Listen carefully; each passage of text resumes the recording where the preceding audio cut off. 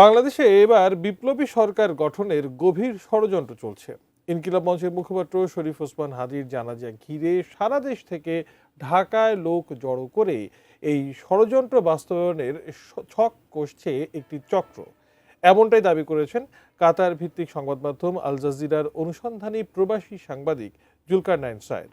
শুক্রবার ফেসবুকে এক স্ট্যাটাসের মাধ্যমে এই দাবি করেন তিনি। জানিয়ে সামাজিক যোগাযোগ মাধ্যমে চলছে তোলপাড়। আরো জানাচ্ছেন এসআইরাজ।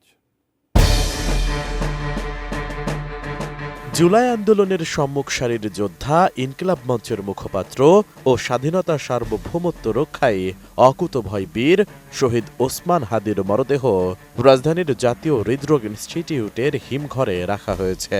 শুক্রবার সন্ধ্যায় বিমানবন্দর থেকে তার মরদেহ জাতীয় হৃদরোগ ইনস্টিটিউটের হিমঘরে নিয়ে আসা হয়। জানাজার আগ পর্যন্ত সেখানেই থাকবে হাদির নিথর দেহ। এরপর শনিবার বাদ জোহর ঢাকার মানিক মিয়া এভিনিউতে ওসমান হাদির জানাজা অনুষ্ঠিত হবে। এদিকে শনিবার হাদির জানাজা ঘিরে দেশে বিপ্লবী সরকার গঠনের গভীর ষড়যন্ত্র চলছে বলে দাবি করেছেন কাতার ভিত্তিক সংবাদ মাধ্যম আল জাজিরার অনুসন্ধানী প্রবাসী সাংবাদিক জুলকারনাইন সায়ের খান ওরফে সামি। শুক্রবার বিকেল ৫টা ৪২ নিজের ভেরিফাইড ফেসবুক প্রোফাইলে দেওয়া এক পোস্টে এ দাবি করেন তিনি। সব মশার বিরুদ্ধে সুরক্ষা দিতে এলো বসুন্ধরা এক্সট্রিম অ্যারোসল, মশার বিরুদ্ধে এক্সট্রিম সুরক্ষা। পোস্টে জুলকারনাইন সায়ের লিখেন, আগামীকাল ওসমান হাদির জানাজা কেন্দ্র করে সারা দেশ থেকে ঢাকায় লোক জড়ো করে বিপ্লবী সরকার গঠনের ষড়যন্ত্র করছে একটি চক্র। জানাজার নামে লোক সমাগম ঘটিয়ে এরা মূলত ধ্বংসাত্মক কার্যকলাপ চালাতে চেষ্টা করবে, যার অংশ হিসেবে বিদেশি দূতাবাসে হামলা এবং বিভিন্ন সরকারি স্থাপনায় হামলা চালানোর চেষ্টা করা হতে পারে বলে ধারণা তার।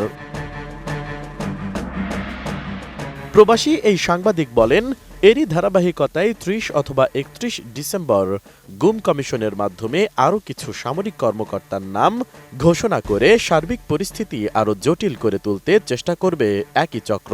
তিনি বলেন, গুম ও খুনের মতো নিন্দনীয় অপরাধের সাথে জড়িতদের যথাযথ বিচারের কোনো বিকল্প নেই, কিন্তু সেটা দেশের উদ্ভূত রাজনৈতিক পরিস্থিতি বিবেচনায় নিয়ে করা উচিত।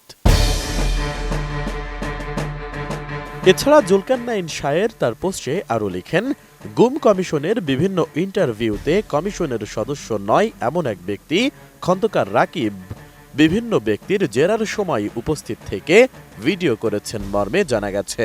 তিনি কার অনুমতিতে ঠিক কোন ক্যাপাসিটিতে সেখানে উপস্থিত ছিলেন এবং কি উদ্দেশ্যে ভিডিও ধারণ করেছেন সেটাও জানা গুরুত্বপূর্ণ বলে সংশ্লিষ্ট কর্তৃপক্ষের দৃষ্টি আকর্ষণ করেন জুলকারনাইন সায়ের। এদিন অন্য আরেকটি পোস্টে হাদির মৃত্যু ঘিরে বৃহস্পতিবার রাত থেকে শুক্রবার পর্যন্ত ঢাকা জুড়ে চলা অস্থিরতার কথা উল্লেখ করে আল জাজিরার এই সাংবাদিক বলেন, গত ২৪ ঘণ্টায় এটা বেশ পরিষ্কার যে কারা দেশে বিশৃঙ্খলা সৃষ্টি করছে, কোন ছাত্র সংগঠন এবং কোন রাজনৈতিক শক্তির মদদে এসব ঘটছে, কারা কি উদ্দেশ্যে এসব করছে। ওসমান হাদির লাশ সামনে রেখে কারা নিজ স্বার্থ হাসিলের খেলায় মেতেছে, এসব বেশ স্পষ্ট। নিশ্চয় সাধারণ জনগণ এই চিহ্নিত গোষ্ঠীকে মোক্ষম জবাব যথাসময়ে প্রদান করবেন বলে আশা প্রকাশ করেন জুলকারনাইন সায়ের। Siraj, ATN news.